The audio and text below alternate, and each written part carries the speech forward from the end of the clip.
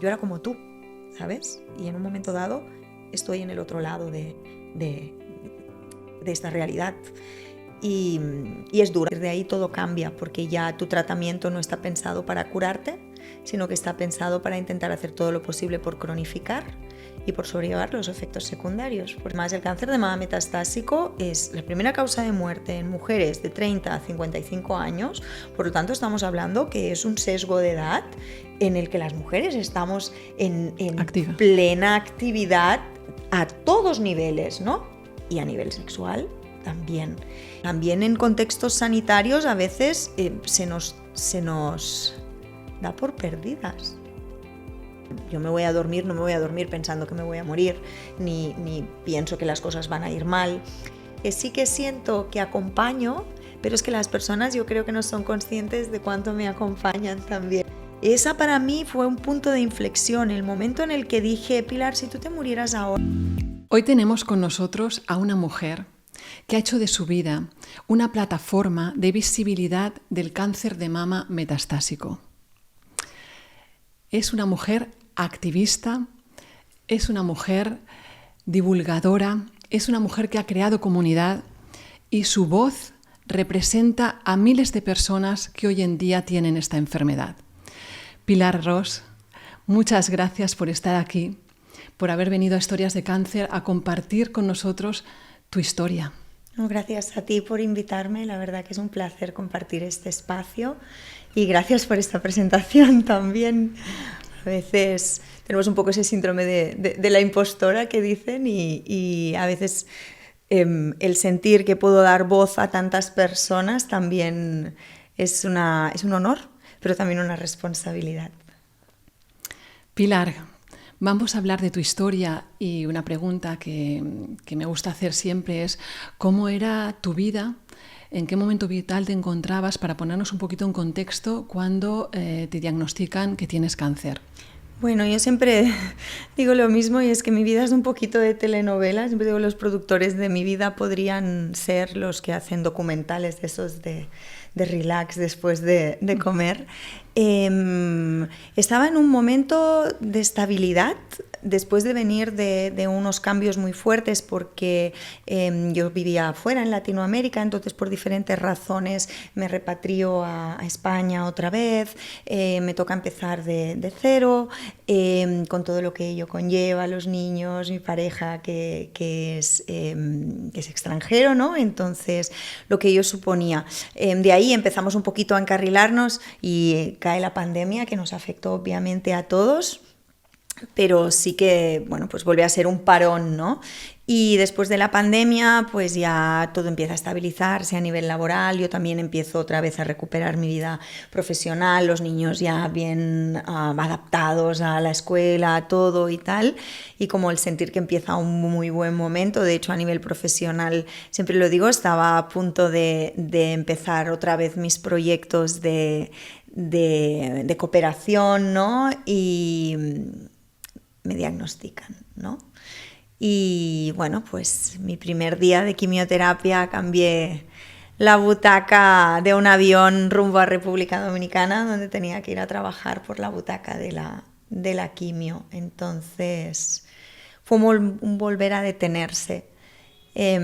Ahora en perspectiva siento que tengo una gran capacidad de adaptación a la cual agradezco mucho tenerla, porque, bueno, a medida que la vida te trae cosas, pues te vas acomodando y a veces llegan cosas buenas, a veces no tan buenas, pero el adaptarse creo que es no solo necesario, sino imprescindible. Así es. Y el primer día, cuando te dicen que tienes cáncer, cuéntanos un poco qué supuso para ti, cómo eran tus emociones, qué pasó aquel día. Bueno, realmente yo tengo como 2 diagnósticos, ¿no? Con 15 días de diferencia. Como yo ya venía de 6 meses en los que me habían estado haciendo un seguimiento, pero nada indicaba que tuviera un cáncer, pero sí tuve ciertos síntomas, estaba muy cansada, unos brotes de acné extraños, luego tuve una subida de leche, que eso ya fue un poco más llamativo, ¿no? Y eso ya me había puesto en el circuito desde ginecología. y me estaban dando seguimiento, me hicieron unas analíticas y tal. Y 15 días antes de hacerme una mamografía que tenía de manera preventiva, o sea, no era algo urgente, yo ahí sí me noté un bulto, ¿no?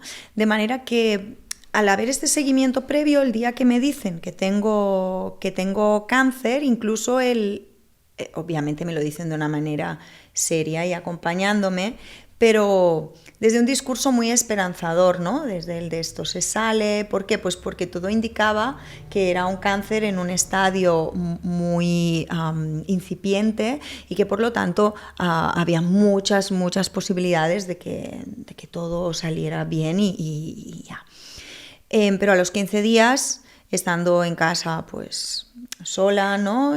Yo veo un reporte que no sabía que podías ver los reportes antes de ver a tu médico. Estaba a punto de dejar a los niños en el cole y ahí había un tag. Y lo imprimo y lo pongo con todos los documentos y tal, y miro bien y digo, ¿pero esto? Y ahí ya ponía, bueno, que parecían unas lesiones pulmonares sugestivas de M1. Obviamente me voy a Google a ver qué es M1, veo la palabra metástasis, automáticamente busco metástasis supervivencia, o sea, pero esto en cuestión de segundos. Y ya veo que el panorama de todo se sale, ¿no? Que me habían planteado al principio, no es así.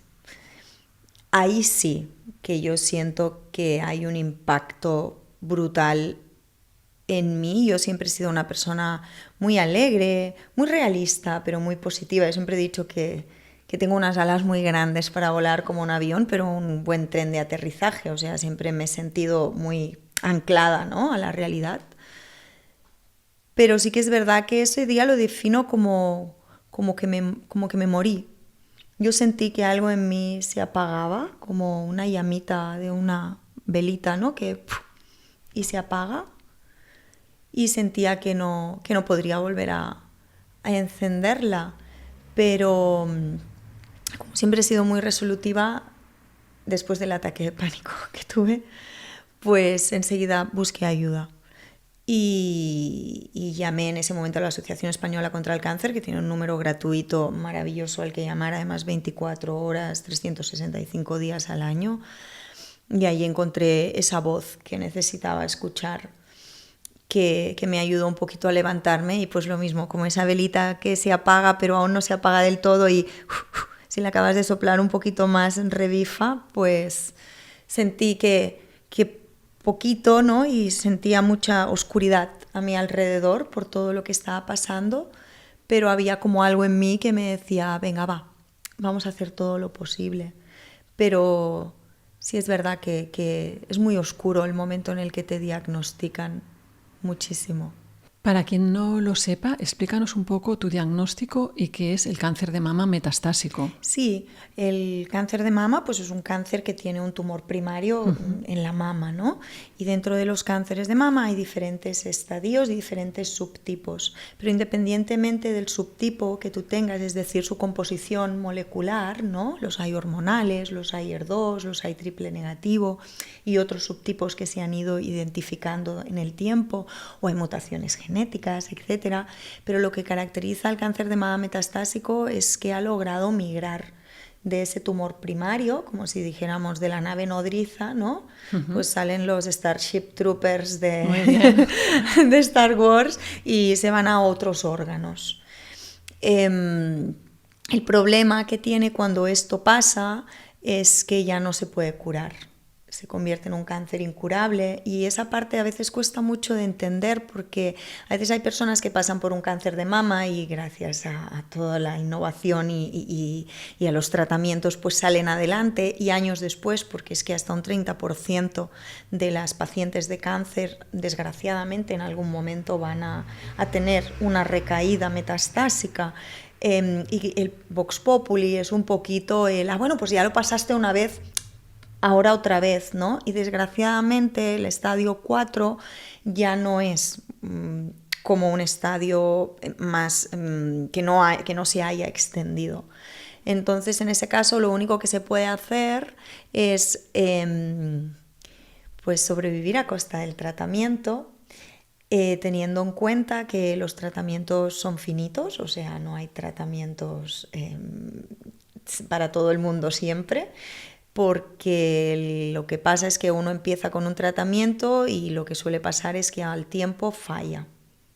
Entonces, cuando falla, pasas a otra línea de tratamiento y así hasta que tienes opciones y de repente dejas de tenerlas, ¿no? Entonces, a día de hoy es un cáncer por el que aquí en el Estado español fallecen más de 6.500 mujeres al año. Y en mi caso he tenido la mala suerte de, dentro de los diagnósticos de mama, estar entre el 5 y el 10% que nos diagnostican desde el inicio. Porque ese es otro tema. Muchas veces se piensa que la metástasis es como un poco un descuido, ¿no? Que, ojo, si alguien se descuida también tiene derecho a sobrevivir y a contarlo, ¿no? Pero hay un pensamiento de que son personas que ya notaban cosas y lo dejaron pasar mucho. Y pues bueno, yo tengo mi propio testimonio, ¿no? O sea, estaba sobre la jugada, por decirlo de alguna manera. No había ningún indicador, ningún tumor, ni nada, ¿no?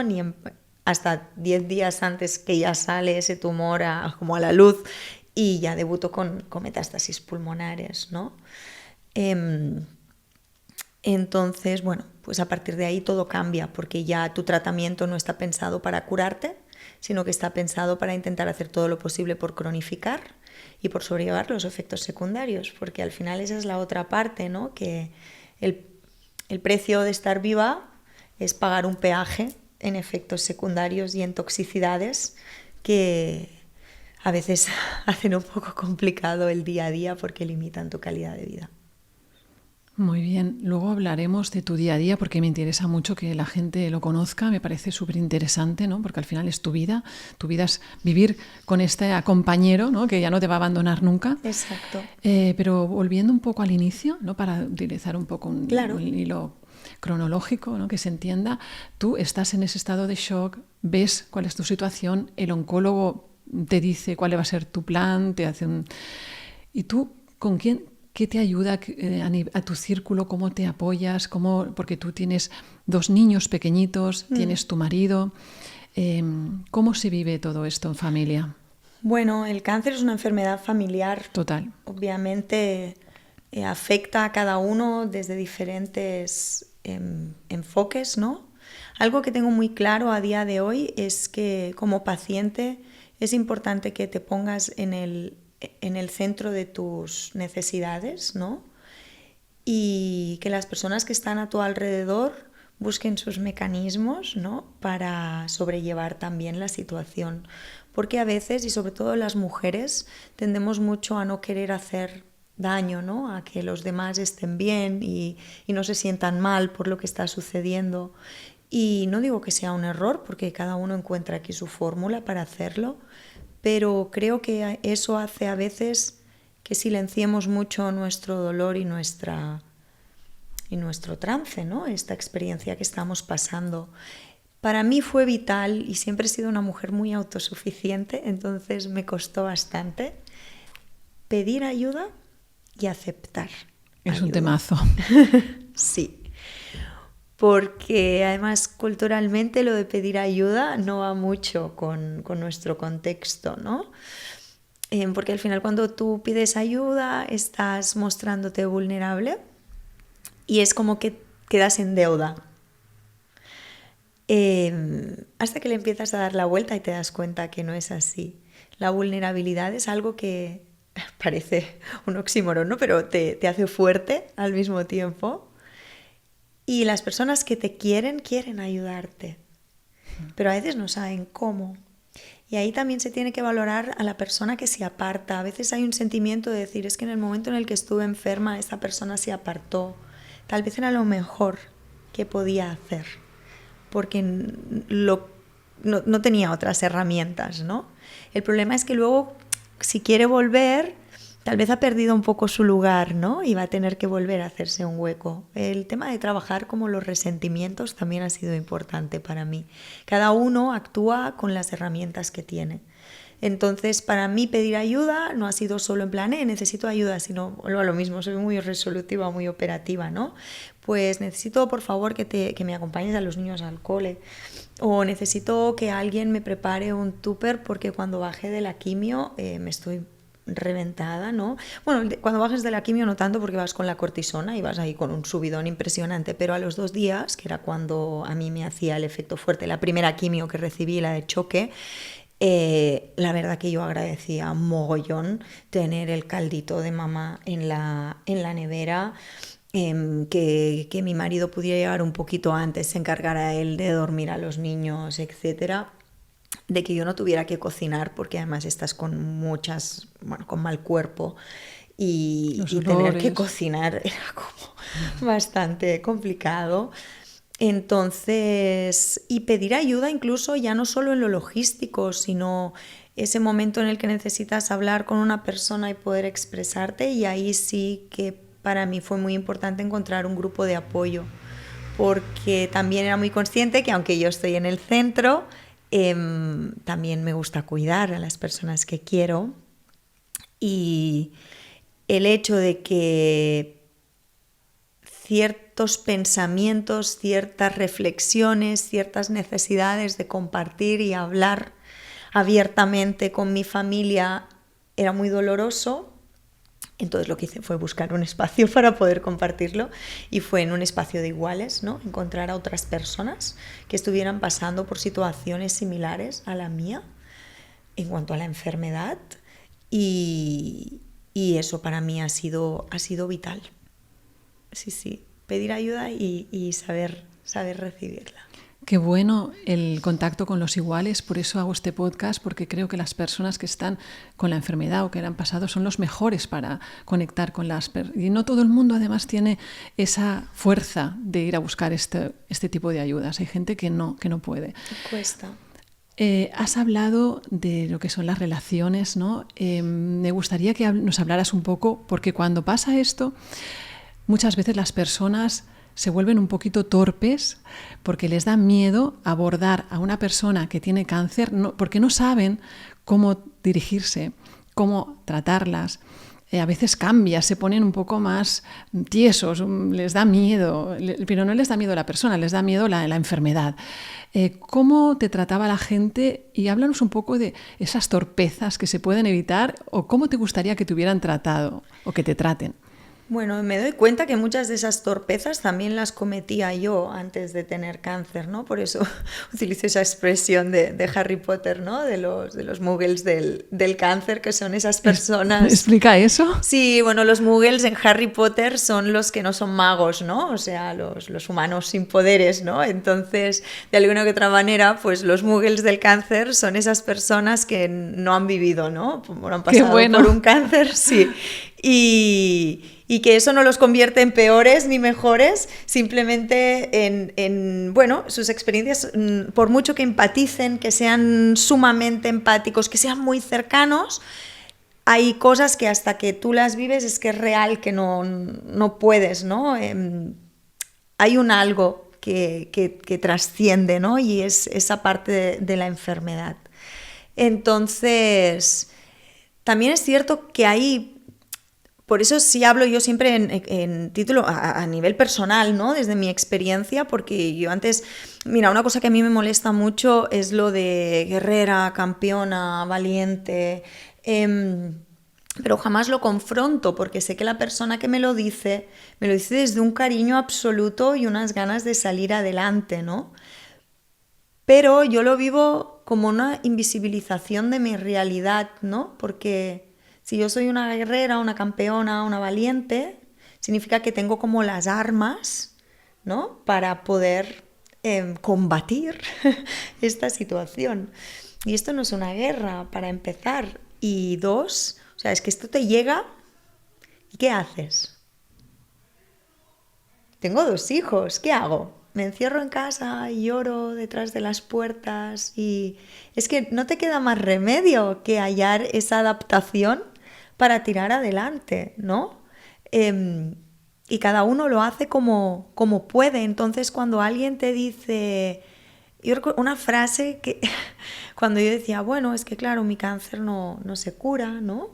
Y siempre lo digo como con un poco de reparo. Y la gente te dice, no, pero si tú eres muy guapa, ¿sabes? Vas a ver que te va a ir muy bien. Y piensas, vale, que se mueran los feos, entonces, o sea... dices... Que se mueran los feos. Claro, es como... Gracias, ¿no? Pero no... O con tu actitud... Tampoco, desgraciadamente la actitud te ayuda en tu día a día, no lo voy a negar, te ayuda en tu día a día, pero no te cura. Yo he visto personas que han salido de un cáncer con una actitud bastante terrible, ¿no? O sea, personas bueno, que podríamos, sin juzgar, ¿no? Pero podríamos discutir incluso su manera de vivir. Y ahí están, habiendo superado una enfermedad. No tiene nada que ver con la actitud. Es un tema es una enfermedad y ya está. Y a una enfermedad, pues, no se combate. A una enfermedad se atiende, ¿no? De la manera que tú decidas y consideres. Entonces... creo que cada uno sabe y yo la verdad que intento no confrontar mucho de manera directa a las personas que desde el cariño me dicen esas torpezas, ¿no? Que tú comentabas, pero sí creo que si no sabes qué decir, pues habla de otra cosa, porque además también es cansado que cada persona que te encuentres... Muy importante. Te esté diciendo cómo estás. Muchas veces yo voy... o iba porque ahora ya después de 3 años y medio, bueno, y como tengo el tema del Instagram, pues desde ahí ya se enteran de todo, ¿no? Y luego lo hablamos. Pero al principio, o sea, mis hijos al final llegaban cansadísimos a casa. Porque nos encontrábamos a gente, ¿cómo estás? ¿Qué tal? Y ahí veía gente que viene, en plan, hey, ¿cómo estás? ¿Cómo va? Pero luego también esas personas como desde esa compasión un poco cansada, ¿no? Ay, pobrecita, ¿cómo te sientes? Delante de los niños. Y eso es muy pesado. Entonces, si no hace falta, pregúntame, hey, ¿para dónde ibas? Oye, me gustan tus zapatos. No hace falta hablar del tema de la enfermedad. Si me ves en la calle, es que tan mal ese día no estoy, porque los días que no me ves tal vez son los que estoy fatal en casa. Entonces, si me estás viendo, pues bueno, además esa pregunta del ¿cómo estás? ¿De verdad? O sea, ¿quieres saber de verdad cómo estás o es el típico cómo estás? Todo bien. Exacto. Pues si tengo que decirte todo bien, mejor no me preguntes cómo estás, dime que te alegras de verme. No, entonces, me alegro de verte. ¿Sabes? Entonces, para los muggles del cáncer, no utilizar términos bélicos, por favor. Sí, al menos desde mi perspectiva a mí no me ayuda. Esto es algo muy común. Esto es algo muy común. Y luego el intentar también ver a la persona no 24 horas como una enferma, sino también tienen ganas de que también de seguir viviendo. Entonces, está guay saber que nos interesamos por ellos, pero también normalizar y hablar de otras cosas. Sí, y a mí, por ejemplo, el tema del te veo muy bien, yo ahora me veo muy bien, ¿vale? Pero cuando estaba en plena quimio, calva, sin cejas y pestañas, que yo me arreglaba y oye, que yo me sentía bien y me sentía bonita, pero a mí me pesaba que me dijeran... te ves muy bien, porque pensaba, bueno, ¿qué quieres que te diga? ¿Sabes? Entonces, pero bueno, también allí me tiro un poco las piedras en el tejado y es verdad que a veces somos un poco complicadas las pacientes, ¿no? Porque recuerdo, ¿no? Un día mi marido de estar en el súper y coger todas las bolsas y yo decirle, yo también puedo, ¿sabes? Coger las bolsas y en cambio en otro momento ir yo toda cargada y mirarlo y decirlo, ¿pero qué no ves? Que estoy muy cargada y no puedo yo y tal. Entonces también tengo que reconocer que, bueno, y la mayoría de las pacientes de cáncer de mama estamos en tratamientos que nos provocan la menopausa, por lo tanto, hormonalmente a veces somos un poco complicadas, ¿no? Y bueno, también se tiene que reconocer esa parte, que a veces somos un poquito difíciles, lo que nos ha tocado vivir no es fácil, es muy duro y eso tampoco justifica que a veces podamos ser un poquito injustas. Muy honesta. Bueno. Y paciencia para ellos también, y para el acompañante, eso es normal. Pilar, al hilo de lo que has comentado, tu marido, la relación de pareja, ¿cómo se lleva todo este proceso porque afecta. Y también me gustaría hablar contigo, sin pretender que desveles nada que sea de tu vida íntima, pero hablar también de sexualidad, porque cáncer es tabú, sexualidad es tabú. Y si juntamos cáncer más sexualidad ya es la bomba. Totalmente. Entonces, un poco para estas mujeres que están ahí al otro lado, ¿qué consejos darías o cosas que les puedan ser de utilidad? Bueno, por un lado, siempre digo, antes que comencé diciendo que tengo un poco una vida de telenovela, entonces mi relación de pareja, ya llevamos más de 20 años juntos, pero también ha sido muy de telenovela. Nos han pasado muchas cosas internas, ¿no?, a nivel de pareja, pero después muchas cosas externas. Entonces, creo que tampoco somos como, tampoco me las quiero dar aquí de tengo una relación espectacular, no va por ahí, más en un sentido de que ya hemos pasado como muchas crisis, no de pareja como tal, sino que nos han supuesto un esfuerzo de adaptación por parte de ambos. Entonces, si te digo la verdad, obviamente el cáncer fue duro porque allí aparecía la palabra muerte por en medio y eso ya, pues bueno, daba mucho más miedo, ¿no? Pero siento que hemos salido, estamos muy fortalecidos como pareja porque ya habíamos pasado por otras situaciones bastante complicadas. Pero sí es cierto que hay un impacto muy fuerte en la parte de la sexualidad y al final la sexualidad es algo que dentro de la pareja no lo es todo, estoy clara de que no lo es todo, pero sí es muy importante. Hablando de la sexualidad en todo el abordaje de la palabra, ¿no? Porque no solo estamos hablando de las relaciones íntimas en la cama, ¿no?, directamente. En ese sentido, pues nos ha tocado reinventarnos porque el cáncer conlleva que sus tratamientos tengan un impacto directo en todo lo que es el suelo pélvico, en todo lo que es la libido, en todo. Entonces, por suerte, con mi marido no podemos hablar de política, pero de sexo sí. Entonces, qué bueno. Sí. Mira, entonces sí que es verdad que siempre hemos tenido una comunicación muy abierta en decir cómo me siento, cómo se siente, y en buscar aquello que hemos podido para readaptarnos. Pero sí es real bueno, decir que el sexo nunca volverá a ser como antes, eso te lo podría decir cualquier persona que lleve muchos años con su pareja. O sea, el sexo va pasando por etapas, la sexualidad de pareja va creciendo y evolucionando. Aquí nos hemos visto forzados a evolucionar y a adaptarnos, sí, claro, o sea, totalmente. Pero ¿hay maneras de adaptarse? Sí, también te diré que es difícil hablar de cáncer y sexo, y más de cáncer de mama metastásico y sexo, porque parece que tenemos que estar súper agradecidas a la vida, que lo estamos, y a estar vivas, que lo estoy, pero como que el sexo fuera lo último de la lista. Y, a ver, tampoco es lo primero, obviamente. O sea, mi primera preocupación cuando me dijeron que tenía cáncer no fue, ¿y podré tener relaciones sexuales? Pero hay gente que sí, que esa es una preocupación y es muy lícita. Y yo, pues de inicio no, pero hubo un momento en el que pensé, oye, ¿qué está pasando? ¿Sabes? Claro. Que ya desde una parte muy fisiológica y después de una parte muy mental. Entonces es algo que se tiene que atender. Además, el cáncer de mama metastásico es la primera causa de muerte en mujeres de 30 a 55 años, por lo tanto estamos hablando que es un sesgo de edad en el que las mujeres estamos en plena actividad a todos niveles, ¿no? Y a nivel sexual también. Y es un problema tanto para las personas que tenemos pareja estable como para las personas que están solteras, ¿no? Y cuando lo llevas a consulta, obviamente no es el papel del oncólogo, entonces es difícil porque no tiene muchas respuestas, no hay prácticamente servicios, te tienes que buscar la vida como puedes. Hay algunos servicios públicos en temas de rehabilitación de suelo pélvico, muy pocos, con unas listas de espera muy grandes.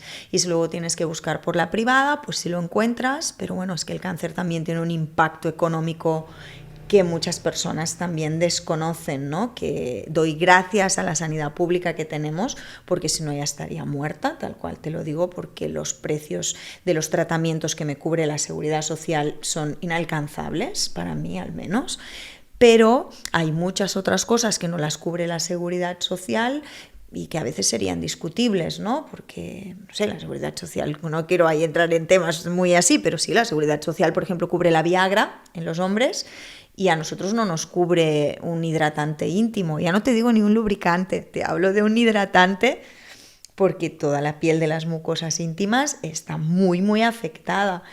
Entonces me parece algo de desigualdad, ¿no? En ese sentido, pero bueno, es un melón que cuando se abre podríamos estar muchas horas hablándolo.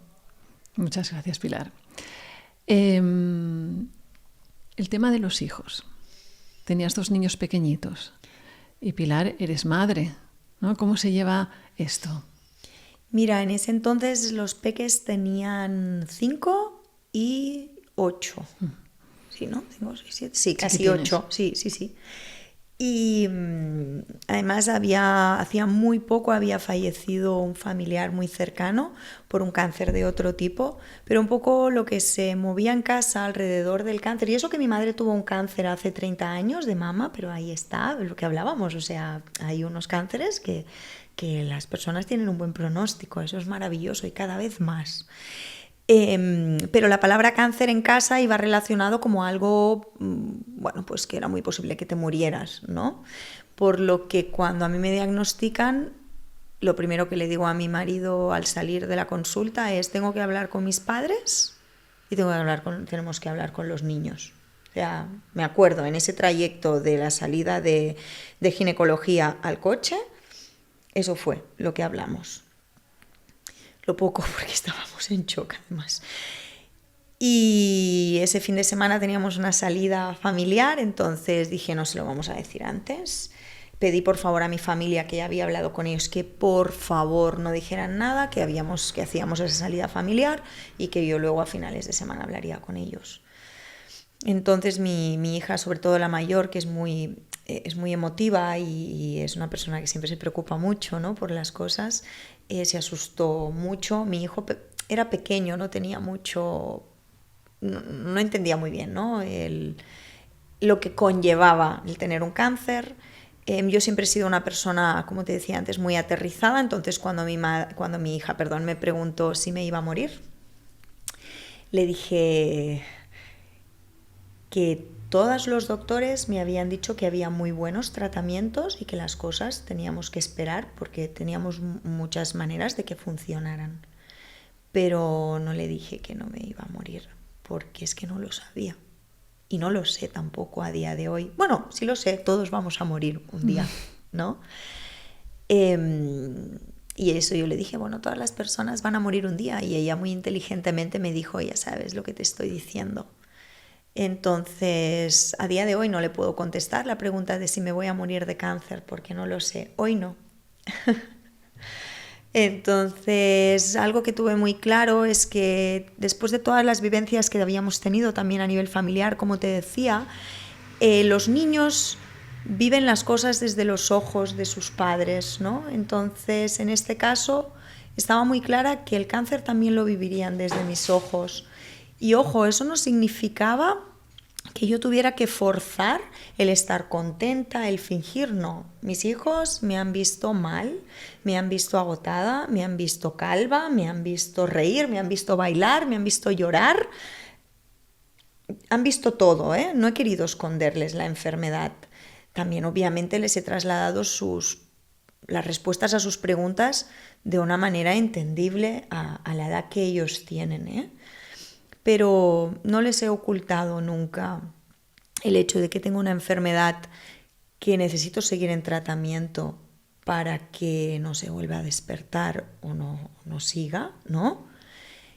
Y bueno, a medida que se vayan viendo las cosas, pues iré acompañando. Para un niño hablar de 5 años, de 10 años, es impensable, es una eternidad. Para un niño su futuro es el fin de semana.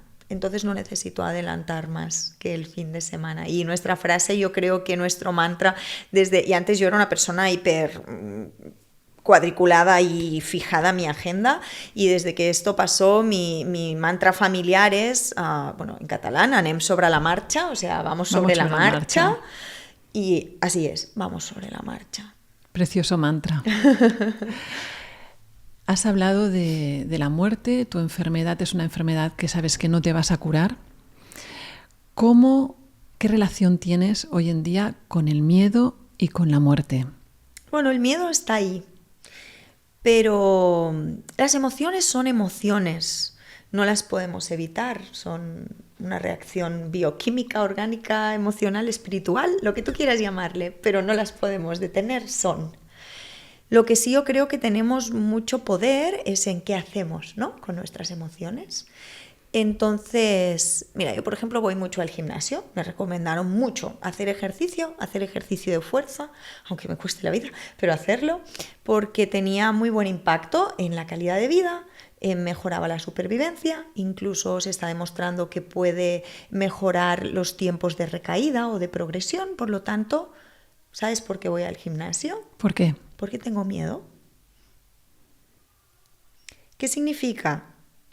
Que si no tuviera cáncer no iría al gimnasio, no tengo ni idea. No estoy ahora. Yo había ido mucho al gimnasio, después fui madre, estaba todo más complicado, no tenía tiempo. No te puedo contestar eso porque no es mi realidad. Pero lo que sí que te puedo decir es que a veces el miedo, que lo vemos como una emoción negativa, puede conllevar a una acción positiva, ¿no? ¿Por qué me alimento bien?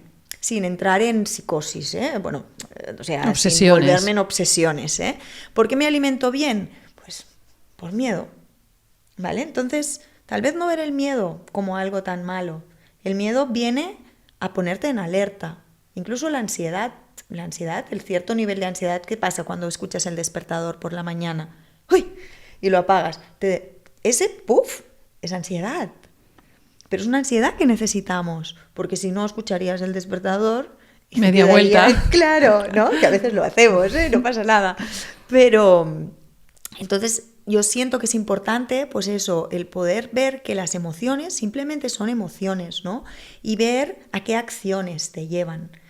Si en un momento dado, como era al principio, el miedo me llevaba al no querer salir, al no querer hablar, al llorar constantemente, porque los primeros días fueron así, al no dormir, al pensar constantemente qué iba a pasar, que si me moría, ¿no? Todo eso lo pasas, porque no creo que haya nadie que no haya pasado por esa sensación. Pero como te he dicho desde el principio, siempre he sido como muy resolutiva y tenía muy claro que yo no quería que mis emociones generaran esas acciones, ¿no?, en mi vida, por lo que en el momento en el que vi que tampoco, pues que tal vez no podía sola, pedí ayuda. Y ahí también entró la parte profesional, ¿no? He estado en apoyo psicológico desde el principio, incluso desde hace unos meses estoy en apoyo psiquiátrico y tomo una medicación, porque el problema es que es verdad que a nivel de mi relación con la enfermedad, mis niveles de ansiedad están tranquilos, entre comillas, o sea, yo me voy a dormir, no me voy a dormir pensando que me voy a morir, ni pienso que las cosas van a ir mal, pero de alguna que otra manera eso ocupa o llena parte de mi ansiedad, y luego me encontraba que cositas muy del día a día, cosas muy tontas, ¿no? Por ejemplo, por culpa de la neuropatía periférica que me ha quedado en los dedos, que es como un adormecimiento de las puntas de los dedos, pues se me rompen muchas cosas, ¿vale? Pues se me caen los platos, los vasos, se me caen las cosas muy a menudo. Y pues que se me rompiera un vaso podía generar una crisis de llanto, ¿no? O que se mojara la ropa porque de repente llovía y yo la tenía tendida. Y eso afectaba mucho en mi día a día. Entonces, pues pedí un poquito más de consulta. Y pues eso, pues ahora estoy llevando una medicación que hace que, bueno, que se me sigan rompiendo las cosas, pero que tal vez me lo pueda trabajar de otra manera, ¿no? Y eso es pedir ayuda y no sentirse menos capaz, sino ir utilizando esas herramientas que puedes utilizar. También hago meditación, también busco mis espacios de mindfulness, o sea, bueno, pues bienvenido sea. Qué importante es la terapia, el acompañamiento, la meditación, porque al final es una situación en la que el aquí y ahora es fundamental. Claro, y en ese sentido, en lo que decías, lo de la muerte, ¿no? Pues bueno, creo que es un cómic de Snoopy y Charlie Brown el que decía esa parte, ¿no? De un día nos moriremos, y el otro decía sí, pero hoy no. Entonces, pues Pues así es, ¿no? La muerte es que la muerte... Tenemos un problema como sociedad, no la vemos, ¿no? Incluso esa necesidad constante. Y ojo que al final yo formo parte de esta sociedad y también hay que una arruga que hay, que me veo vieja, que no sé qué, que... O sea, que al final nadie está exento, ¿no? Y hoy, sí, no, gracias que estoy viva, pero me molesta que me haya salido esta arruga, ¿sabes? ¿Pero por qué? Porque tenemos una sociedad que intenta esconder lo más posible la vejez, pero no porque la vejez moleste, es que pensar en la vejez significa hablar del final de la vida. Y no estamos preparados para hablar de la muerte. Las personas tenemos miedo a la muerte. ¿Por qué? Porque es muy incierta, ¿no? No sabemos qué sucede. Tenemos nuestros imaginarios, ¿no? El que no cree en nada, el que sí, es igual. Pero la muerte sigue siendo una gran desconocida. Y el tema es que vamos a morir todos algún día. Que yo a día de hoy... ¿Tengo muchas posibilidades de morir de cáncer? Sí, las tengo. Pero sobre todo, a veces las personas dicen, tendríamos que vivir como si fuéramos a morir mañana. Y yo digo, no, porque si tú ahora me dices que me voy a morir mañana, yo hoy me vuelvo loca, ¿sabes? O sea, es como que hago de aquí a mañana, ¿no? O sea, no puedo. Entonces yo pienso, tendríamos que vivir sabiendo que te puedes morir ahora. Si tú te murieras ahora... ¿volverías como fantasmita porque tienes pendientes? No sé si me explico, como en las películas, ¿no? Que esa persona reflexión. Sale que no puede trascender porque ha dejado un pendiente. Esa para mí fue un punto de inflexión, el momento en el que dije, Pilar, si tú te murieras ahora, ¿qué te pesa? ¿Qué hay ahí, no? Y pues obviamente me pesa que mis hijos se queden sin madre, ¿no? Pero, oye, bueno, ahí tengo un referente importante, mi madre y mi padre fueron huérfanos, ¿no? Uno de padre, el otro de madre. Y oye, les ha ido súper bien, han construido una familia muy bonita, ¿no?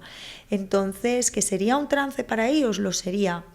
Pero ya más allá de esa, que es mi principal preocupación, tengo una vida que me gusta con quién estoy, me gusta todo lo que he hecho. Entonces, tengo muchas cosas y quiero hacer muchas cosas, pero si yo me muriera ahora... pues está bien, no pasa nada. Y ese es un poquito, es un trabajo, también. Y oye, que es un trabajo diario. Y también es verdad que mi escenario ahora, por suerte, pues estoy estable en mi enfermedad, no he tenido una progresión, entonces es, no fácil, pero menos difícil sentir que estoy en un momento pues relativamente dulce de la enfermedad, ¿no?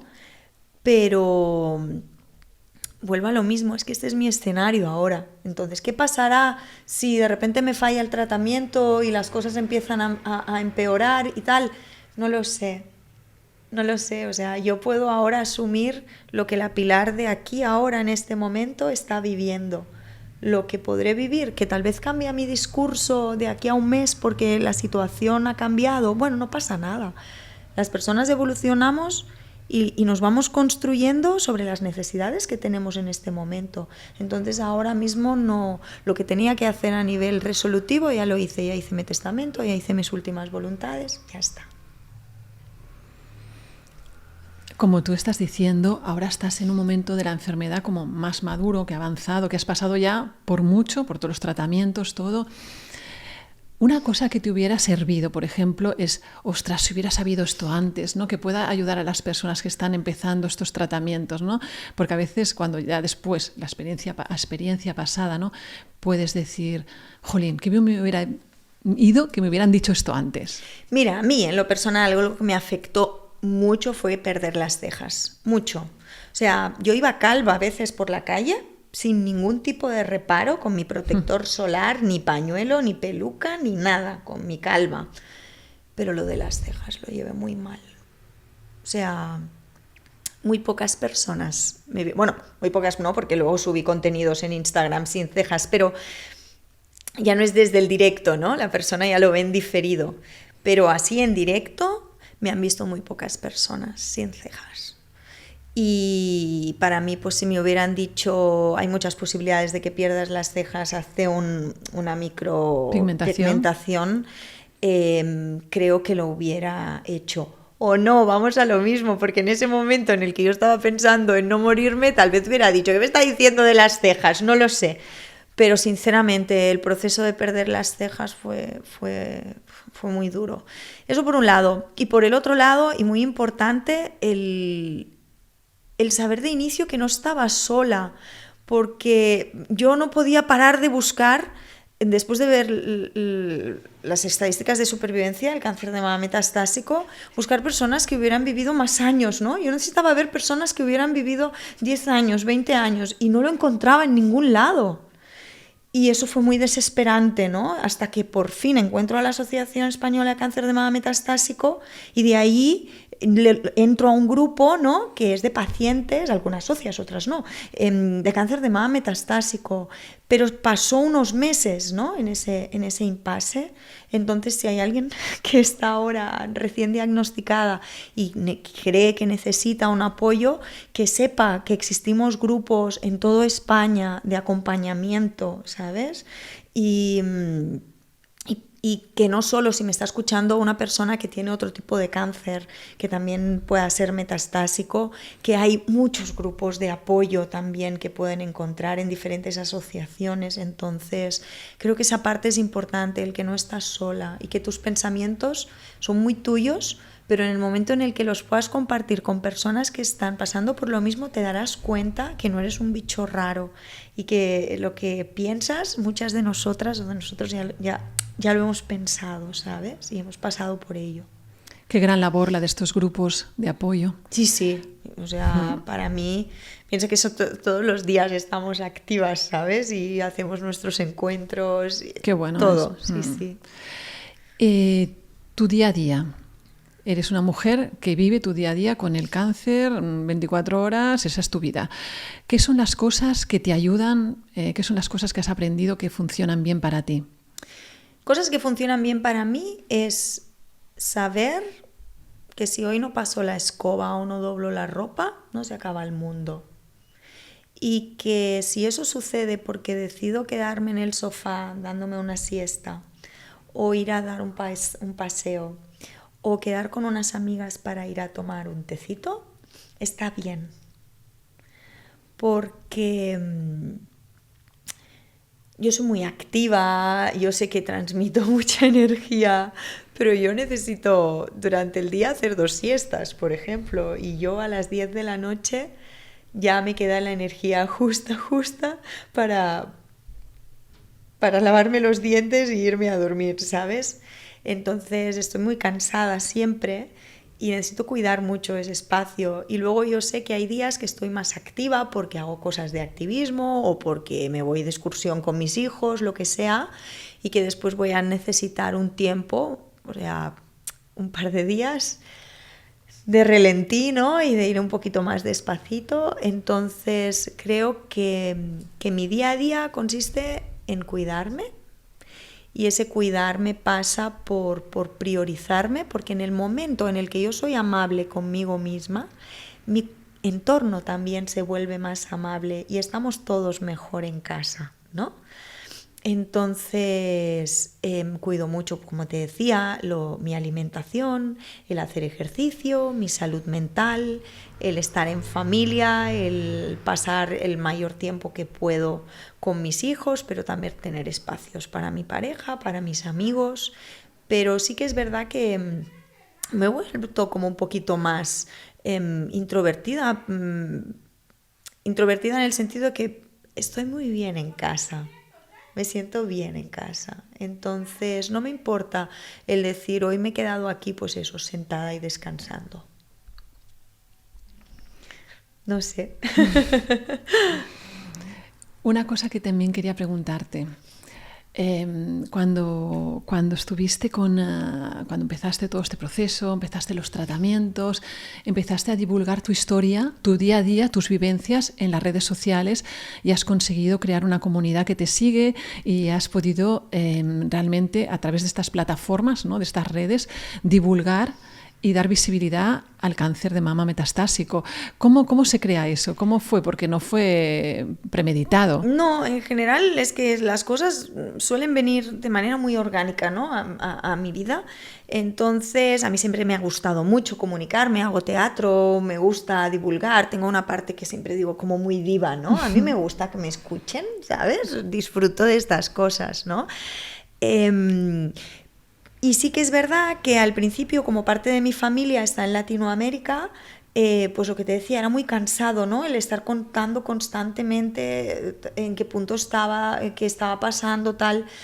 Y dije, ¿por qué no lo traslado, ¿no? Pues a la red social y desde ahí les voy teniendo informados, ¿no? Y lo que en principio iba a ser un perfil privado, ¿no? Para las personas mías cercanas.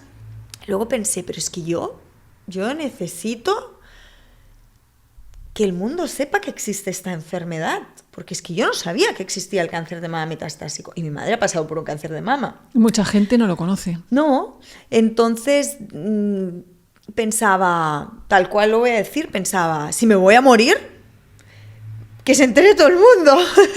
Qué buena del eres. por qué, ¿sabes? Sí, era como, oye... Y bueno, pues empecé a hacer ahí un poco de contenido y tal, y de repente un día hice un vídeo de lo más sencillo, o sea, me puse yo delante de la cámara y expliqué un poco qué me había pasado, ¿no? Cómo me había dado cuenta que tenía cáncer de mama. Era un vídeo de 3 minutos que empezaba diciendo yo era como tú. Me fui a dormir y me desperté y tenía 1 millón de visibilizaciones. Madre mía. Sí, de visualizaciones, perdón. Sí. Y cientos de mensajes. Bueno, fue muy abrumador, si te digo no la me verdad. Extraña. Fue muy abrumador. Y ahí pensé, wow, ¿no? ¿Qué ha pasado? Entonces pensé, pues Pilar, tal vez esto es lo que ahora puedes hacer para contribuir, divulgar. Y eso empecé a hacer. Sí que es verdad que estaba en TikTok, pero es una red un poco loca y de ahí me aparté un poquito y me he quedado más en Instagram, porque además para mí era muy importante poder responder de manera personal a las personas que me escriben. Entonces yo no me dedico ni vivo de las redes sociales. Sí que es verdad que me han regalado alguna cremita, alguna cosa, ¿no? Pero...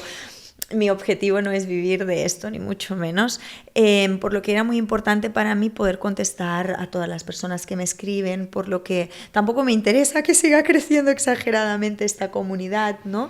Pero bueno, sí me siento como parte de un nodo, ¿no? De una red mucho más grande, y es muy bonito porque sí que siento que acompaño, pero es que las personas yo creo que no son conscientes de cuánto me acompañan también. Es un grupo de apoyo. Claro. Y bueno, y en un momento dado sí que es verdad que sentí que necesitaba dar un pasito más, porque siento que hay ciertos derechos como pacientes que están siendo no reconocidos o incluso vulnerados, y es verdad que desde las redes sociales se puede visibilizar, pero al final los tomadores de decisiones no están... Bueno, están en las redes sociales, pero no toman las decisiones en las redes sociales, ¿no? Y por eso también decidí implicarme más con una asociación para, de alguna manera, lograr un impacto mayor en esas grandes decisiones que puedan favorecer a los pacientes. Y sí, lo hago por los demás, pero también lo hago por mí. O sea, que hay una parte de altruismo, pero también hay una parte de llámale egoísmo si quieres. Como justamente con lo que acabas de decir, ¿no? Háblanos un poco de esto, de esta parte tuya activista. Háblanos de lo que es el cáncer de mama metastásico, no como enfermedad, sino en cuanto a cómo está hoy en día y lo importante que es darle visibilidad. Aprovecha este momento para eso. Genial. Realmente una de las cosas que más buscamos es el dar apoyo a esas pacientes que son diagnosticadas, porque la asociación no presta servicios. Realmente lo que hace es trabajar en recaudar para financiar innovación, mi acceso a tratamientos. Pero sí que es verdad que... como te decía, que desde las redes sociales solo no se pueden mover las cosas. Entonces, el hecho es que las personas que nos puedan estar escuchando, los pacientes, sepan que existimos, que estamos allí no solo para apoyar, sino que si las personas quieren apoyarnos a nosotras, pues también hay mucho trabajo por hacer. El cáncer de mama metastásico a día de hoy, y lo vuelvo a repetir, ya lo he dicho, pero es igual, es la primera causa de muerte en mujeres de 30 a 55 años. Fallecen 19 personas de media diariamente, 19, prácticamente todas mujeres. Sí que es verdad que también es un cáncer que afecta a un porcentaje pequeñito de hombres. De cada 100 diagnósticos de mama, entre 1 y 2 son hombres, y muchos de ellos también detectados ya en etapas metastásicas, porque como está desconocimiento de que el hombre puede tener un cáncer de mama, pues... Que ese también es un temazo, ¿eh? Sí, entonces pasa que cuando los diagnostican ya están en estadios muy, muy avanzados, ¿no? Entonces...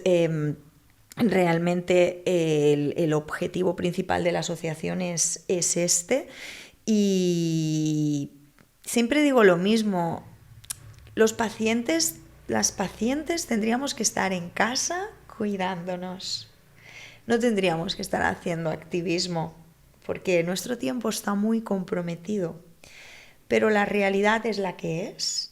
Y es que lo necesitamos, ese activismo. Entonces siempre digo que mientras tenga un poquito más de energía que muchas otras compañeras que desgraciadamente están en un momento de la enfermedad mucho más complicado en el que no pueden hacer este trabajo, pues haré lo que yo pueda hacer, lo que esté en mis manos y en la de todas las compañeras que están implicadas.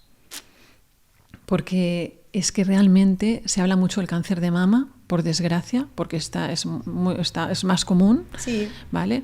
Tiene ese toque de lazo rosa, el cáncer de mama, que a la gente no le gusta nada, esta visión beautiful, ¿no? Esta visión sí, bonito, cual. De buen rollito, ¿no? Tal Ese buen cual. rollismo. Pero el cáncer de mama metastásico es el gran desconocido, es el hermano que no quieren que lo esconden ahí. Sí, que no... es que incluso, claro, yo entiendo que si tú eres una paciente de cáncer de mama en un estadio con muchas buenas posibilidades de que tu pronóstico vaya bien, que tu médico te venga a hablar de metástasis es como que no es el momento, no es el lugar, ¿no? Esa parte yo la entiendo, se tiene que cuidar a esa paciente que tiene un buen pronóstico, pero no en detrimento de invisibilizar a las que podemos no explicarlo, o muchas de ellas que ya no lo pueden explicar. Entonces se tiene que encontrar ese equilibrio, pero se tiene que encontrar el espacio, porque también a veces hay un pensamiento de que la paciente de cáncer de mama metastásico está ya terminal, y es muy diferente. O sea, es una enfermedad incurable, pero no es una enfermedad en estado terminal hasta que llega el estado terminal, ¿no? Entonces, también en contextos sanitarios a veces se nos da por perdidas, ¿no? Y para mí cada día cuenta. Entonces, que en un momento dado ya te den por perdida escudándose en que, bueno, por suerte el otro 90 sale adelante, ¿no? Dices, sí, pero ese porcentaje que no salimos adelante, también necesitamos que estén para nosotras y que nos den respuesta, ¿no? Y es complicado, y el lazo rosa definitivamente no nos ayuda en absoluto, ni todo ese movimiento súper de positivismo tóxico, porque de ahí es donde se genera ese no, pero si un cáncer de mama, el cáncer de mama se cura, ¿no? Si de esto vas a salir, si no te preocupes, la investigación va muy deprisa, ¿no? Bueno, no tan deprisa como quisiéramos, ¿no? O sea, hoy habrá 19 personas, 19 mujeres a las que no habrá dado respuesta la innovación y los tratamientos, no les habremos dado respuesta. Ha llegado tarde la investigación para estas personas, ¿no? Para esas casi 7.000 anualmente, solo en España. Lamentablemente. Claro, no se trata de alarmar a una mujer que le han diagnosticado cáncer de mama, porque está avanzado, hay tratamientos y muchas mujeres salen adelante, pero también se trata de dar visibilidad a todas las mujeres y hombres, ¿no?, de cáncer de mama metastásico. Bueno, y que todas estas personas que por suerte han tenido un buen pronóstico y están curadas, y lo voy a decir entre comillas, es que 3 de cada 10 tendrán metástasis en algún momento de su vida. Entonces yo he hablado con compañeras metastásicas que tuvieron un primer cáncer, ¿no? Y lo superaron, y al cabo de unos años tienen esa recaída metastásica, que cuando les dicen que tienen un cáncer metastásico no tienen ni idea de lo que les están hablando, y ahí se les cae el mundo encima. Porque les hablaron de que se habían curado de cáncer. Entonces, si yo me he curado de cáncer, ¿por qué me estás diciendo ahora que ahora no me puedo curar? ¿Cuál es la diferencia? Que me quiten, que tengo una metástasis en el pulmón, bueno, pues quítamela, radiamela, yo qué sé. Igual que me quitaste el tumor del pecho y me curé, pues quítame el otro y me curo. Y cuando dicen, no, es que no es así, es que aunque lo quitemos de aquí, es que entonces se va a mover para allá, es que ya está, o sea, circula por tu organismo, ¿no? Y eso cuesta mucho de entender y es un impacto muy duro. Y sé que es duro decirlo y sé que es duro escucharlo. Pero es que si no lo hablamos, estamos hablando de que 1 de cada 7 mujeres ahora, o sea, al principio eran 9 hace unos años, 8, ahora ya son 1 de cada 7 serán diagnosticadas con un cáncer de mama en algún momento de su vida. Y después de todas estas mujeres diagnosticadas, 3 tendrán un cáncer de mama metastásico. Es que es una pandemia. Entonces no podemos girar el foco en pensar, no, el cáncer de mama a día de hoy se cura, tal, es del cáncer bueno, es... bueno, no Has tan hablado bueno. de positivismo tóxico. ¿Qué es eso para ti? El positivismo tóxico es esa parte... Y a veces cuesta mucho. A mí me pasa, por ejemplo, en mis contenidos. Yo soy muy positiva y pongo contenidos muy positivos, pero luego voy una de cal, una de arena, ¿no? Siempre digo lo mismo. Pero yo me doy cuenta que donde más insights tengo, donde más visualizaciones tengo, es en los que estoy contenta, en los que estoy bien, en los que hablo de salir hacia adelante, ¿no? Que está súper bien. Pero eso que te dice... que las personas, vamos otra vez a lo que comentábamos, es que no quieren ver la otra parte. Y una parte de mí lo entiende, pero otra parte es que tenemos que verlo. Y que tú veas hacia allí no significa que te vaya a tocar a ti. O sea, esto no es un decir, es que si lo pienso lo llamo. No va así. No va así. Yo nunca había pensado que tendría un cáncer. Jamás. Me había pasado por la cabeza, y aunque mi madre tuvo cáncer, y voy a decirlo, o sea, no es hereditario mi cáncer, la mala suerte, pero no el cáncer, ¿no? Y perdonad que siempre utilizo un poco el humor negro, no lo puedo evitar, es parte de mis herramientas de autoprotección, sé tú misma. Pero nunca jamás pensé que me podía tocar un cáncer. Y aquí estoy. En cambio, he pensado 1000 veces que me toca la lotería y de momento no ha pasado, ¿no? Entonces ese pensamiento de lo que yo pienso, en lo que yo me enfoco, lo atraigo, bueno, podríamos discutir mucho sobre eso, ¿no? Por lo tanto, pongamos el foco ahí porque, pues es eso, pues yo era como tú, ¿sabes? Y en un momento dado estoy en el otro lado de esta realidad. Y es dura. De hecho, yo al principio, cuando descubrí la asociación, pensé que están diciendo estas señoras de que nos morimos. Porque es muy duro, pero es que es verdad. Es que las pacientes metastásicas nos morimos. Entonces, mientras no nos morimos, si podemos, creo que es importante alzar la voz. Sí, y buscar comunidad. Totalmente. ¿Y el gran aprendizaje que te ha traído toda esta experiencia para ti, cuál sería? Yo siempre digo que quien me trae aprendizajes es la vida. La enfermedad como tal me ha traído mucho miedo, me ha traído mucho dolor, no me ha traído cosas buenas, la enfermedad. Pero por suerte, la vida sí que me ha traído personas muy bonitas, herramientas maravillosas, ¿no? Para poder sobrellevar la enfermedad. Entonces, toda experiencia vital puedes intentar sacar un aprendizaje de ello. O no es obligatorio. Pero sí creo que en lo que me he reafirmado es en que realmente tengo una gran capacidad de adaptación y de resiliencia, que ya lo sospechaba antes por otras cosas, ¿no? Y pues es verdad, sí, soy una persona resiliente, soy una persona con una gran capacidad de adaptación, pero ya lo era también antes, ¿no? Entonces es como sacar a la luz esas partes. He descubierto partes oscuras también de mí misma.